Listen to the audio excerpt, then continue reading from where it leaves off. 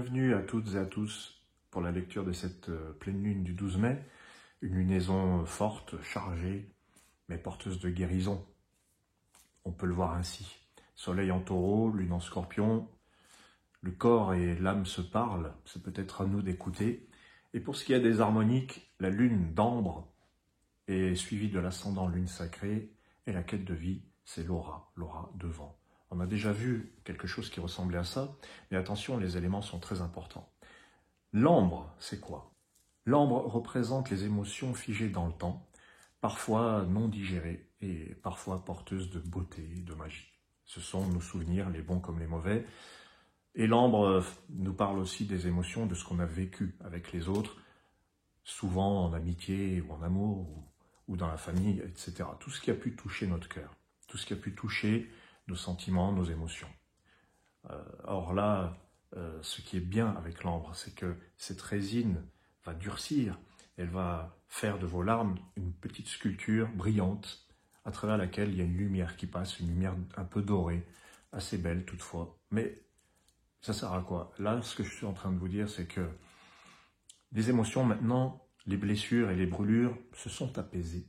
Et vous pouvez les regarder, vous pouvez même les tenir dans vos mains et vous demander ce que vous allez en faire. Cette lune, elle nous parle des traces du passé qu'on garde en soi, comme des fossiles vivants. Et elle nous demande ce que l'on pourra créer à partir de ça.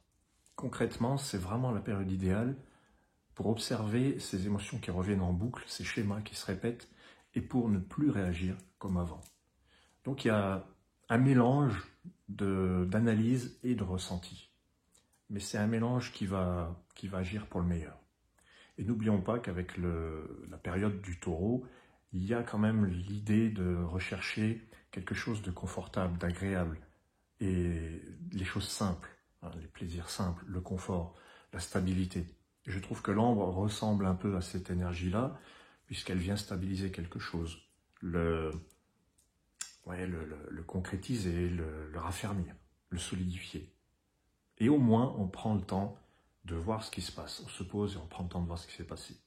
Et quand je parle des problèmes relationnels qu'il y a pu y avoir, ça me rappelle un petit peu toutes les blessures qu'on a eues dans nos relations. Il y a des fois, certaines personnes ont préféré couper le lien et disparaître sans rien vous dire. Ça peut arriver en amitié comme en amour d'ailleurs. On a peut-être tous vécu à un moment donné, fait vivre ou subi nous-mêmes ce moment où il y a eu une rupture douloureuse et surtout, ce qui a été douloureux, c'est la disparition sans explication. C'est des choses qui arrivent. Je ramène ça au côté un peu radical du signe du Scorpion. C'est quand on est plongé dans les profondeurs des émotions et qu'on se dit « Ah, alors là, il va falloir transformer la situation, il va falloir rompre, parfois brutalement, parfois un peu violemment, comme cet ami qui, du jour au lendemain, vous a bloqué, alors que la veille au soir, c'était votre meilleur ami. C'était la personne, c'était l'homme ou la femme avec lesquels vous étiez dans une compréhension mutuelle, une sorte de... voilà, une amitié qui était presque de l'amour. Et du jour au lendemain, sans explication, il n'y a plus rien. Et ça, c'est déstabilisant. Cette lune peut parler de ça. C'est un exemple. C'est un des exemples qui font qu'on a quelque chose qui nous reste en travers parce qu'on se dit « c'est pas normal, je veux comprendre ». Mais justement, peut-être qu'il n'y a pas à comprendre. C'est des choses qui n'appartiennent qu'à la personne qui a décidé de couper. Voilà, c'est comme les ruptures par télépathie ou par texto. Là, vous vous dites, mais qu'est-ce que j'ai fait? Et vous n'avez rien fait en fait. Ça concerne la personne qui vous le fait. Mais attention, vous l'avez peut-être fait aussi. Et qu'est-ce qui vous est arrivé dans ce moment-là? Qu'est-ce que vous avez fui? De quoi vous avez eu peur? Ça ne concerne que vous. Le problème dans la coupure radicale, c'est que ça ne laisse pas de place à une possible évolution. D'explication, il n'y en aura peut-être pas, parce que soi-même, on ne sait pas pourquoi on fait ça. Et c'est ce qu'il faut vous dire quand quelqu'un que vous avez aimé, que vous avez apprécié, a disparu comme ça, comme par magie. Magie noire peut-être. Mais là, ça lui appartient. Vous n'êtes pour rien dans tout ça. C'est difficile de ne pas réagir. La douleur, elle est réelle.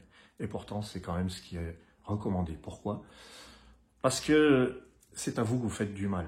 en alimentant le ressentiment, il y a quelque chose qui va vous faire du mal à vous et qui sera peut-être pas constructif en fait. On peut parler de la lune sacrée maintenant, l'ascendant. Ce sacré, c'est pas dans le sens religieux. Quand je parle du sacré, je parle de ce qui est sacré d'un point de vue personnel.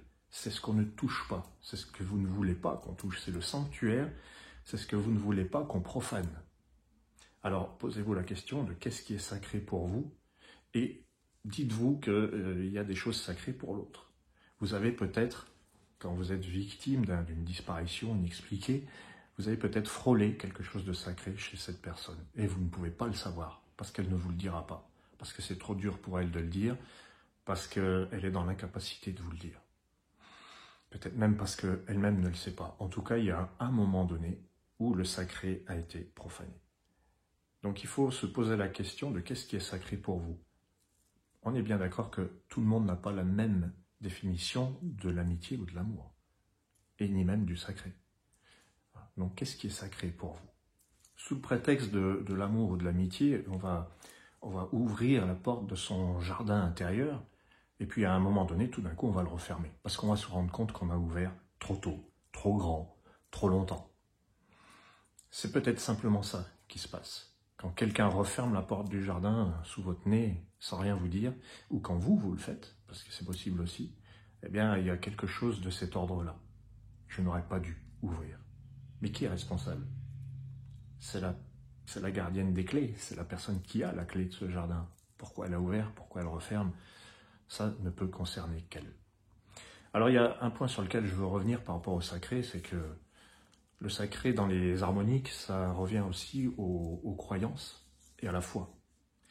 Et il y a une chose vraiment très importante que je veux vous dire, c'est que l'important, ce n'est pas que l'autre ou les autres croient en vous, c'est que vous croyez en vous-même. Tu dois croire en toi avant tout, c'est vraiment la base. Que l'autre ou les autres ne croient pas en toi, ça leur appartient. Ça leur appartient. Tu ne peux pas rentrer là-dedans. Donc c'est le message de cette pleine lune du mois de mai, c'est crois d'abord en toi avant toute chose. Si tu ne crois pas en toi, oui, peut-être que d'autres personnes croiront en toi, mais c'est pas là le point de départ. Le point de départ, c'est là, à l'intérieur. La quête de vie, c'est l'aura de vent. Cette quête de vie, elle nous ramène à l'excès d'analyse qu'on peut peut-être pousser un peu plus loin et se baser plutôt sur les ressentis. Il y a des choses qui sont évidentes. Quand on analyse trop, on tombe dans le mental et puis l'aura, en fait, l'aura de vent nous dit, en gros, tu vois bien, c'est évident. Hein, l'aura, c'est une présence. Une aura, c'est une émanation, c'est ce qui se dégage de nous, c'est notre énergie. Et il y a des évidences, simplement, il faut juste accepter de les voir. Donc quand quelque chose est présent, tout le monde le voit. Quand la confiance, l'amour, l'amitié sont présentes, quand c'est bien là, c'est une évidence, ça se voit. Il n'y a pas tellement besoin d'analyser. On n'est pas dans l'analyse, on va être dans le ressenti. Quand quelqu'un s'éloigne, on le sent. Quand quelqu'un est proche et vraiment toujours là, on le sent aussi. C'est pour ça, l'aura de vent te dit et t'invite à conserver ton ressenti, à fermer les yeux, à faire le silence et à te dire qu'est-ce que je sens, qu'est-ce que j'entends. Il y a quelque chose de subtil. Il n'y a pas que les explications, la logique. Ça y est, mais pas seulement. Voilà, je voulais vous parler de toutes ces petites choses dans cette lunaison. Je voulais vous parler aussi de mes séjours dans le Pilat. J'organise des balades harmoniques. Il y a un séjour de 3 jours en juillet et un autre en août. Il y a en description l'explication de ce séjour où on va mêler harmonique, discussion, petite randonnée dans un cadre assez fabuleux. C'est le massif du Pilat. Dans la Loire, la partie de la Loire, parce que le Pilat s'étend sur 5 départements. Moi, je réside dans la partie de la Loire et je vais faire des promenades, des randonnées assez simples, hein, c'est pas du très très haut niveau, on est en moyenne montagne.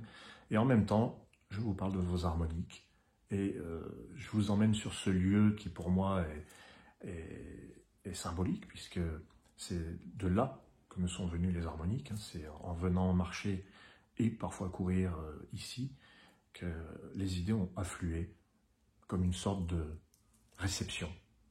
Voilà. Donc, c'est un séjour à la fois méditatif, de discussion, de rencontre. C'est plus une rencontre, en fait, qu'un stage. On peut plus parler de rencontre avec des balades, des échanges et vos calculs harmoniques, bien sûr. Vous allez repartir avec vos harmoniques, vous n'allez pas repartir les mains vides. Cela s'entend. Pour toutes les inscriptions, il reste encore quelques places, surtout en juillet, en août. C'est bientôt bouclé. Et pour tous les renseignements, donc n'hésitez pas à venir vers moi. Merci à tous, abonnez-vous, contactez-moi et la bise à tout le monde. Ciao.